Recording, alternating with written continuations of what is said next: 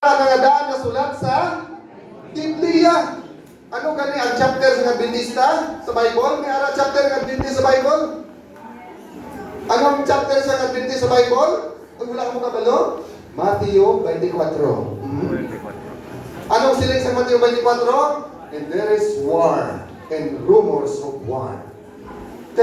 Mga Adventista na, sila na ang siniwali. Mga kauturan, subong makita na doon sa Facebook, sa internet, galing ng dugay na nasulat sa atong Biblia. Amen?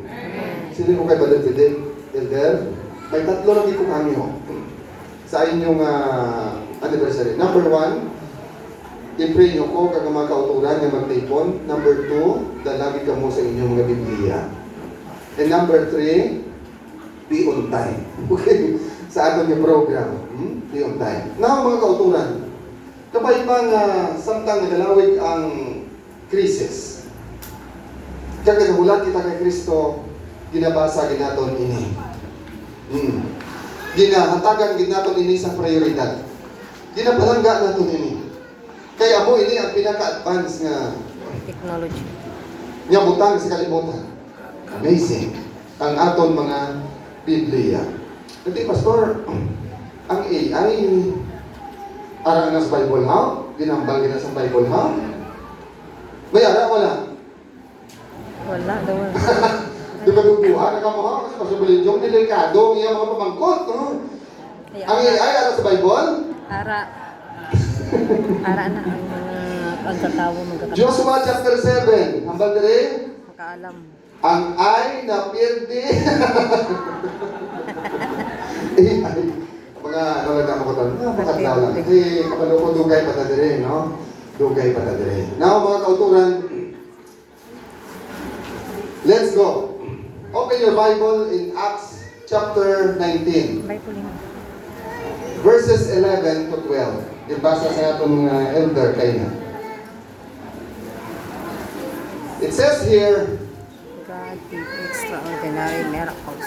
God did extraordinary miracles through Paul, so that even handkerchief and aprons that had touched him were taken to the sick, and their illness were cured, and the evil spirit left them.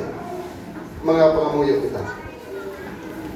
Heavenly Father, Lord, please send us your Holy Spirit from heaven and come down to our hearts right now.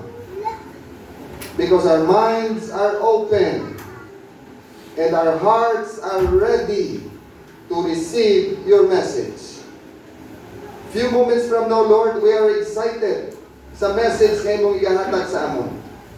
Gani Ginoo, help us to focus our attention to your words.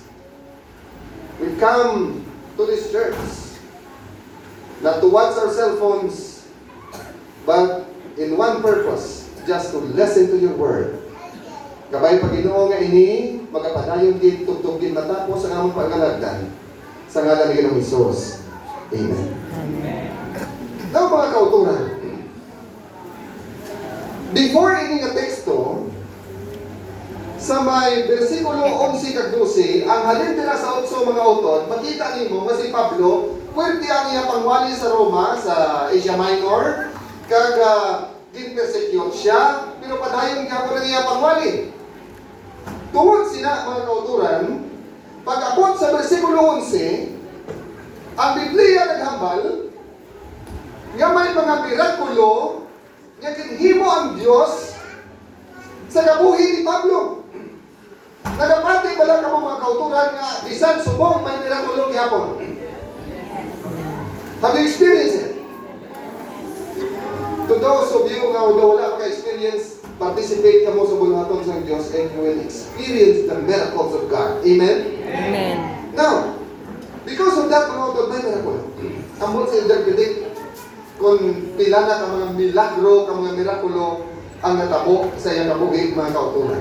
And the amazing thing of this text, mga autor, is wala si Pablo magkanto sa mga masakiton, kag sa mga ginaposes ng evil spirit, pero nag-aayo ang mga tao. Nagdala lang sila sa ano? Panyo, kag kung ano da nga part sa lawas ni Pablo. Tapos kuwali karon ihatag ko niya ako ng Amerikana kung sino may gusto.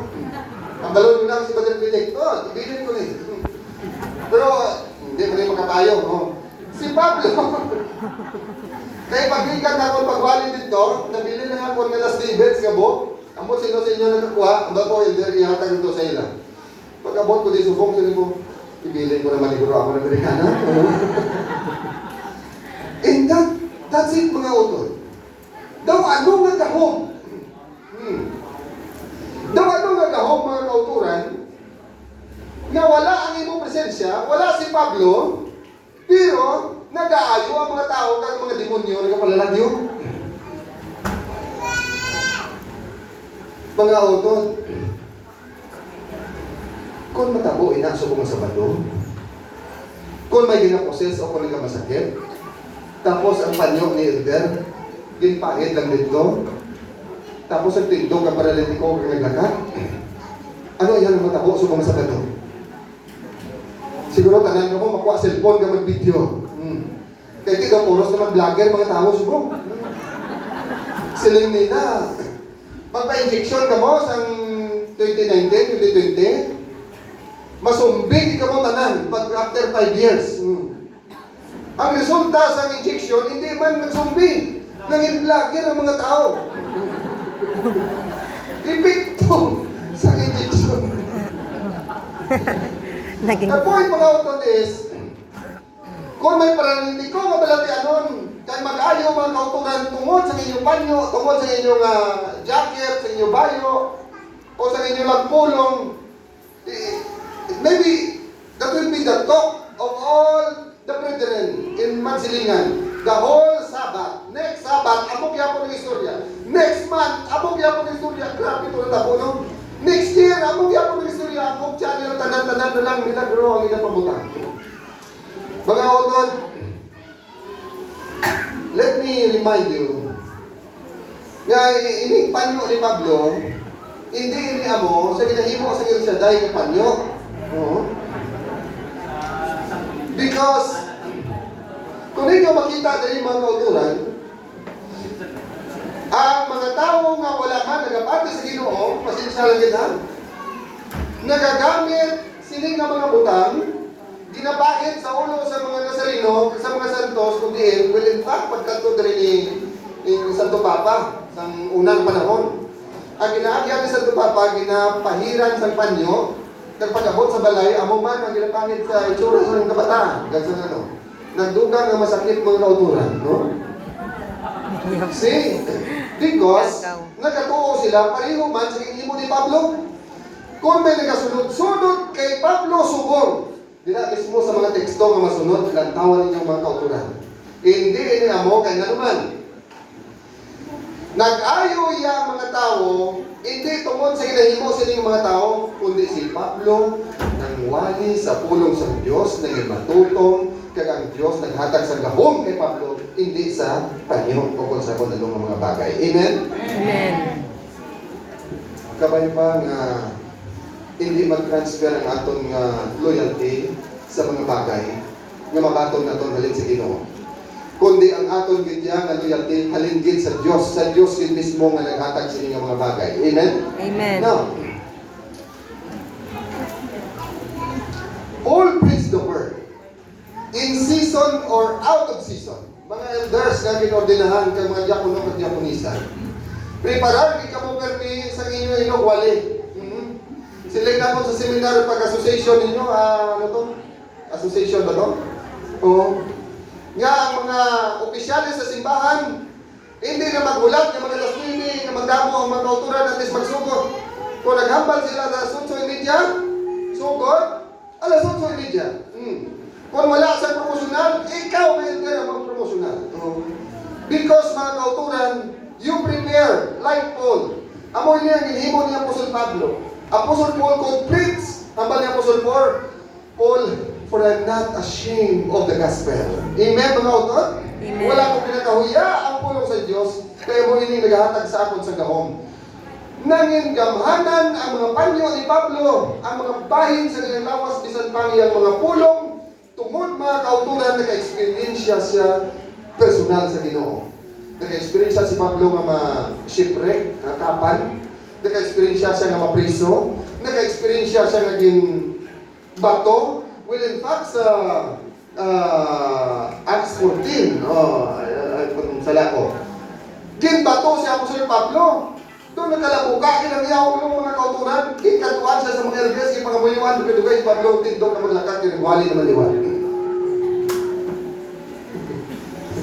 If you want to experience miracles, if you want to experience God's miracles, participate kita mga kauturan sa buluhaton sa Diyos. Now,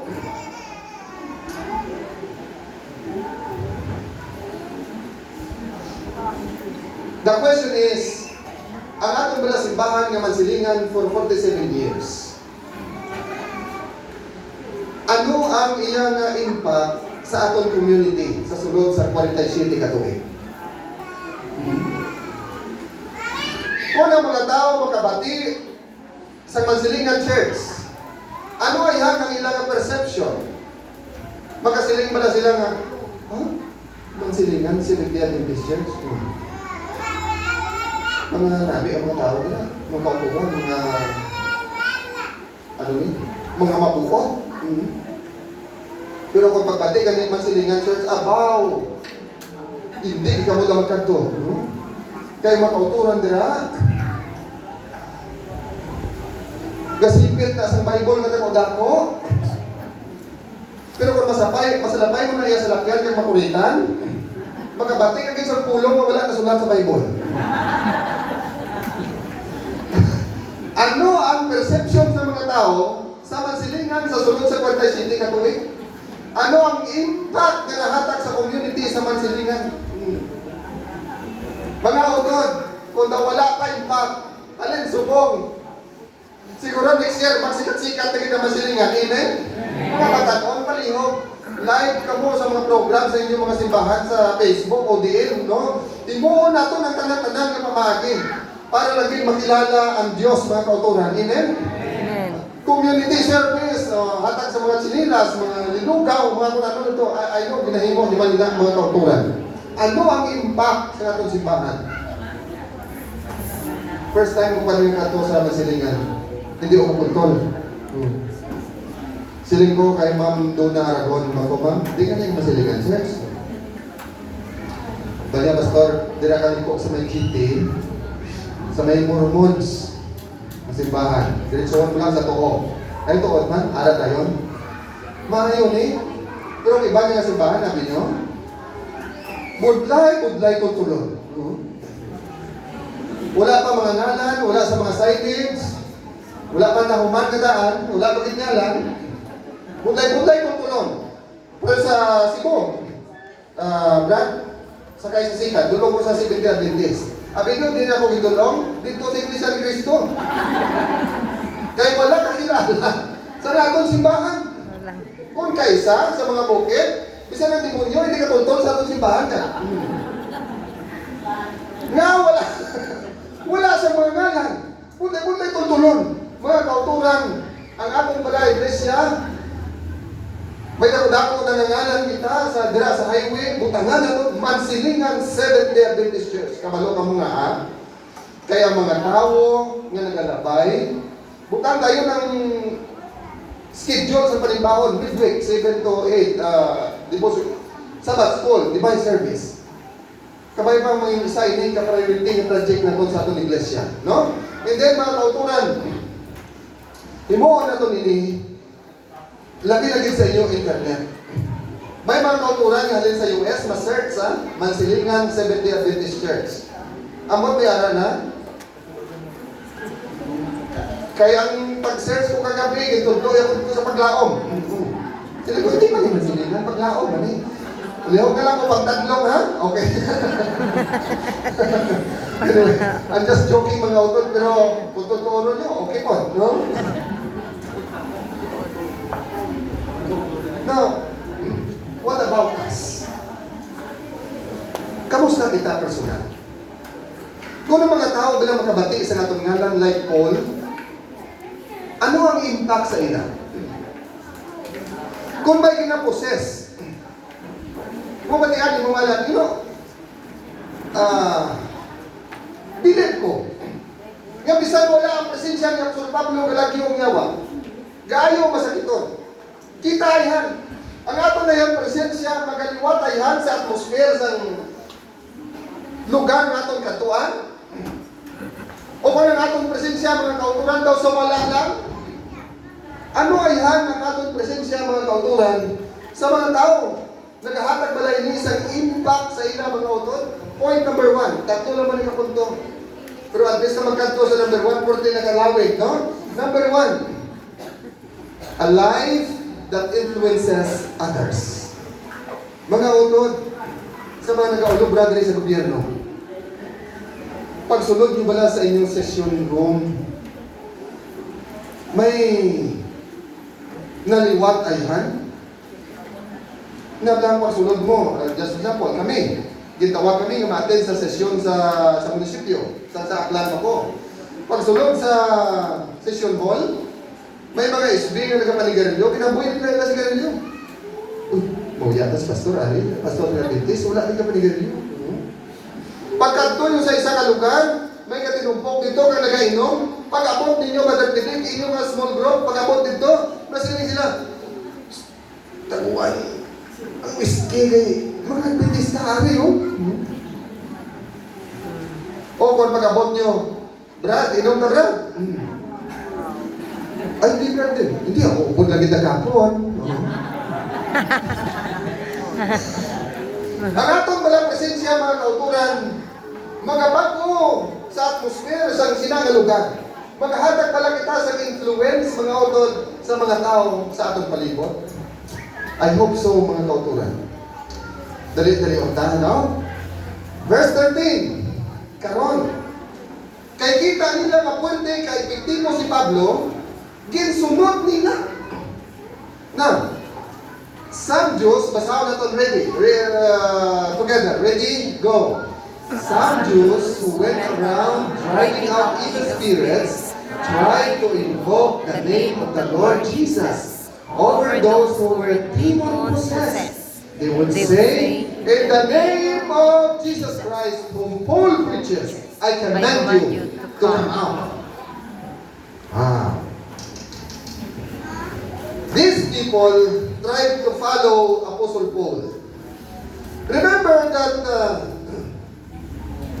when I was in my district before in Aklan and in Capiz, yung Pastor Agudo Arimani, nanotice nyo, Pastor, nga kung mag-proceed ka mo, pagka tumatunga sa simana, may ka-proceed man sa inyo tupan, nagtililimpon man ang mga baptist, kang mag-proceed, pero isa lang ikagabi ang ayaw. No? Amo lang kita ang ina masarangan. Because, may mga tao mga kauturan na ginasusunod man. Live ka mo sa Facebook, pangwali ka mo, himo ka mo sa community service, may ara man ang iba. Ginasunod-sunod man. Now, ang pamangkot na ko is, nga gamit man nila ang name ni Jesus. Ano ang ara sa ngalan ni Kristo nga gingamit nila? May ara yan mga kauturan? Ang ara sa ngalan ni Kristo mga kauturan, nakahibalo sila nga only the name of Jesus nga makahatag sa kaluwasan sa tao. The name of Jesus is so powerful. The name of Jesus can heal people. The name of Jesus can save you. Amo na nga kinasunod-sunod nila ngalan ni Jesus. Now mga kauturan, I'm going somewhere. Why they follow Paul and use the name of Jesus? Because mga autor, tabi-tabi sa may ego, ha? Why, hope wala man. May mga tao na nagagamit sa ngalan ni Jesus, kaya ginabutang pa sa simbahan, para lang din magkakwarta, kaya para lang din maka-establish na sa ilang reliyon. Amot mo nakita ko mga ngalan nga, ngalan man ni Jesus, ginabutang pa ng mga pagkutlo, hindi man yan Jesus. like Iglesia ni Jesus. Later the saints of see, using the name of Jesus, mga kautuhan, not only happened in this New Testament, and even in our time today, they use the name of Jesus, put it in their church, para nga daw tuon man. Pero ang ilang teaching, hindi tuon. Pati ka mo, hindi. Ibutan mo na ang ngalan ni Kristo, Iglesia ni Kristo, tapos ang tao, wala nyo pinatutluhan, paano maghalong sa lawas, manigarilyo, anay, ubuson na na yung sigarilyo, pagtapos ihaboy ka magsulod sa simbahan? Is that the Church of Christ? Ngalan man to ni Kristo ang ngalan sa simbahan, pero ang mga tao nagkakaon sa mga unclean foods, like pork, kipon, alimango, kasar. And it's okay for them. They use the name of Jesus, mga kauturan. Some Jews around driving evil spirit use the name of Jesus because they know that the name of Jesus is so powerful. Mga kauturan, ang aton iglesia, Seventh-day Adventist Church. Pero mga utod, nagatudlo ini sa insakto mapatulunan sa balaan na kasulatan. Now, pamakot is, sino ining mga nagasunod-sunod? Silang sa Biblia, mga some Jews. They are not Jews only, mga utod. Ari ha? Verse 14. Tatawan niyo sa inyong mga Bible. In verse 14, ang nagsunod-sunod sila mga utod, mga pila kabata ni Siba? 7 sons of Siba. And who is Siba? Sino siya? High priest, chief priest. We're doing this. Now, mga kautuhan. Oh. Kabataan sa high priest. Kamangkot ko sa inyo, ano ang high priest sa Bible? Ang high priest, amo ni sila ang mga high-ranking official sa church. Jewish priestly leaders in Jerusalem, especially during the second period, temple period. Definition and rules of priest, high priest. They were top-level administrators of the church or the temple. They oversaw its daily operations and sacred sacrifices, even the treasury. Now, mga kauturan, mga kabataan ni sila sa mga opisyalis sa simbahan. Sabi ko, mga Katoliko na, hindi Katoliko. Mga Jews, kabataan sa mga Jews. Hindi nyo na ako pag-misinterpret mga utod, ha? Church leaders, church officers. Kamusta ang atong mga kabataan? Ang atong balang mga kabataan, mga kauturan, kung ano balang kita katutom, amo man sila katutom. Ang atong balang kabataan, mga kauturan, wala na naton kastigo para lang kayo magkato sa simbahan. These sons of Siba, mga utod, the high priest, sorry lang kita, pero ito kabataan niya sa mga pastor. Kabataan niya sa mga elders. Kabataan niya sa mga opisyalis. Mga kauturan, ang inhimo nila, isunod-sunod nila si Pablo, pero mga utod, kung hindi mo basahon ng balaan ng kasulatan, ginpang kastigo at sila naging pag-upaan, naging pagpilasan. Mga kauturan, bantayan natin. Nga kabay pa, ang atong mga kabataan, hindi mag-pumuflad sa atong yung pagtuo. Young people, may bayaw ka pa mga matanon, babe? Mga tanon, bayaw ka mo? Yes, no. Mga kauturan, mga pamatanon, hindi ka mo magpati. Nga kung natao na ka mo sa Adventista, nga panimalay, Adventista na kamo dayon. There is no such thing as born Adventist. I believe sa mga converted Adventist.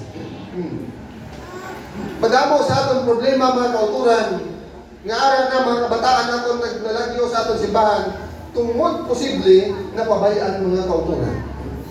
These sons of Siba, mga utod, sabi ninyo, natabo ni Saila, well, hindi natabo. Padayon na ito karon. But young people, yung mga natao sa Adventist, palihog tuon ka mo sa inyo personally. Hindi ka mo magsalig sa pagtuo sa inyong pastor, sa inyong pagtuo sa inyong elder, sa inyong papa at mama. Kaya hindi ka mo kakabit sa ilang tiil kung magbalik ng Diyos. Kaya ano ang kaluwasan mga utod? Ano ang kaluwasan? Ano kaluwasan? Individual na kaluwasan. Bisan ano pagkatuto mga imutatay ang imunanay kung ikaw wala nagtuo sa Biblia nagpalayo sa iglesia, mga uturan mo cannot save you. Verse 15.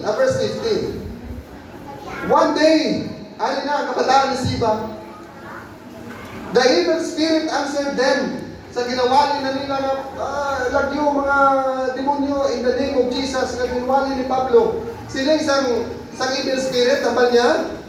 Basahan nyo, anong nasabat sa evil spirit? Jesus I know, and Paul I know about, but who are you?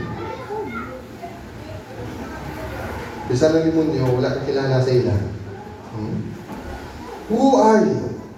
Mga kauturan, pwede ni, nga naman. The word, I know Jesus, ang iyang Grego sinang pulong is ginosko. Amot ang balong sina is having a past experience with Jesus.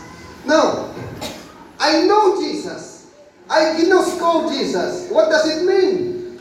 I have a personal past experience with Jesus. The question is, diin sila nag-past experience with Jesus? Number 1, there was war in heaven. Michael and his angels fought against the dragon.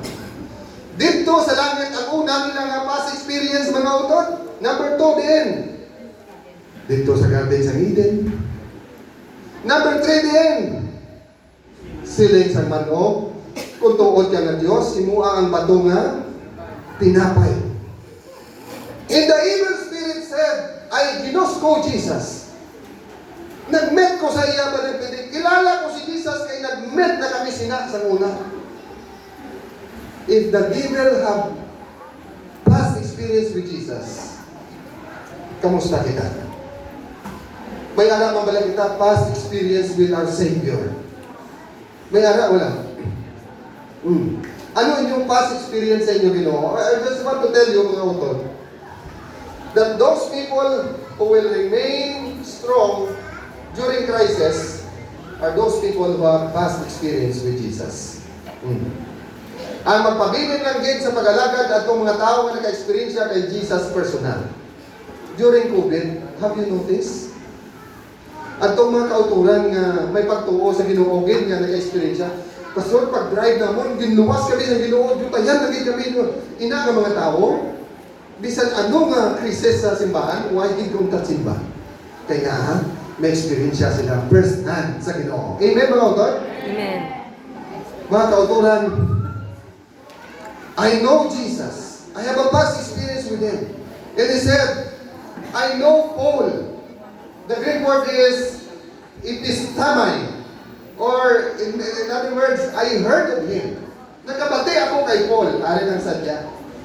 Satan knows Paul. He heard Paul's preaching and he saw his ministry. Kilala ni Satanas si Pablo. Now, nakangkot ka mo kaisa, Pastor. Kung sabihin ko mo galing nagtutong sa simbahan, doon dito pa po makasugata si Yawa Permi. Kung diin pa katutong, di na ka kita Permi problema. Experience mo sila?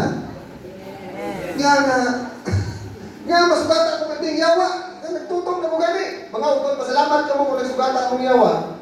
Kaya po ng balon, lain-lain ninyo dalang na duwa. Kaya kung paglagat ka mo, maupod mo ng Yawa, nga ulit mo na sa sugata. Kung ng balon, diretso kayo mo sa impyerno nga duwa. So mga kauturan, the more we are faithful sometimes to God, the more man nga mamit na ito ng Yawa because siling ni Apostol Pablo, siling sa Yawa, I heard Paul. Just want to tell you mga kauturan, in my own personal experience, basta ganit may mga coming ng mga major crusade, may mga coming na dagko ang mga program, ang bata ko gamit na sakit, ipirmi. Hindi lang nagmasakit. Isa to kadlaw. nag-meeting kami sa church board. Tinira itong kauturan na bulan-bulan, lapit na 80. Pero anak niya pong teach niya po sa atong church board. Kaya magkalapit ka na 80, sige ka patublo. Tapos bago pa mo district leader, tapos siyempre, ang basa ng estudyante, si Ma'am, hindi ko lang pag-abal ang ngalan, si Ma'am Pumoda, ang ambal niya, gatulog lang na siya, pero may pastor kada abot namon. Kada abot ng estudyante, gaduko, gatulog, tito kalbo na. Babae ha, daw upaw na. Meeting kami sa board, mga kon, Ma'am, kaya mo naman ginang edad, nag-meeting kami sa church board na pwede ma-file ka na sa retirement mo, application, naman, ito hukuman, ito ano man, kung dugulain po, abang, pagkagabi, may kasinggit sa pungsalan sa kamong balay. Singgit na. Ako ka lang din, pastor ka. Halit ka din. Ikaw kitang rason nga nadula na kubra, mga amon. Alam, nawag ko sa amon ministry yan. Pastor, ano naman, may gawin sa kuwa, kaya singitan nga magwa ko nga. Sabi ni pastor, relax ka lang, bila ka lang sulod balay, hindi ka lang magsabat. Mga utod, when you are faithful to the church, mag-work ka kaya kusuyon mo kaya eksakto na makakita ka ng demonyo. True or false? Pero mawala lang mo lang, sa wala lang. Mayo man simba, mayo man hindi, wala ka man din problema. Pero tistingin ka magmatutong din sa simbahan. Tistingin nga insaktuhon ng mga polisiya, tistingin nga insaktuhon kung ano ang order sa iglesia, na iyawan na yung problema isa, hindi ka katulog. Kadlaw naman ang elder kay Cindy mo. Mga kauturan, Paul, the devil knows Paul.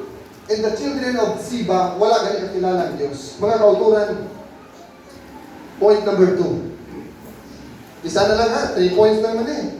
Point number 2 na kita. A life that is noticeable. Inang kabuhi nga manotisyahan, bisan pa sa yawa. Mapagkakilala ka sa yawa. Live a life that is noticeable, mga kauturan. If you want to be successful in your ministry, do things that even Satan will notice you, like Paul and Job. Isa kadlaw, lagaw-lagaw ang yawa. Lagaw-lagaw siya. Siling sa Ginoo, di galing. Sa yawa, pagkanto pa kami. Diba sa Ginoo? Kita mo nga kung servant na si Job. Well, in fact, mga kauturan, wala ko yung kabalo ka din yawa mo. Pero ang Diyos kailang nagkuha sa resume ni Job. Kaya present kay Satanas. Sumari na tawag. Pwede siya katutong. Pagkita sa yawa, kasalig lang na, kaya ginapundalan mo, ginaprotektahan mo, by eba lang. About tuod man, ang basang Diyos, hindi na pagpadyan. At kabataan, balatian, bagyo, kung anong to natabo kay Job, mga kauturan. Pero at the end, sa kabuhay ni Job, ginhatag sa iya, doble paging nga pagpakamayo. Amen? Kilig na ko, no? Ang atong yung church, if we will not make something, magipadayon lang kita na amo lang gipirmi ang atong kintangan ng kauturan. If you plan nga hindi kasimbahan, ipaguba ninyo, ipadako ninyo, do it! Do community service. Pagkilala kita sa komunidad, pangwali kita sa palibot mga kauturan, then the Lord will bless you. Pasiguro ako naman sa inyo, pilagit yung demonyo ang inyong masukatan. Pero ang Diyos mga kauturan,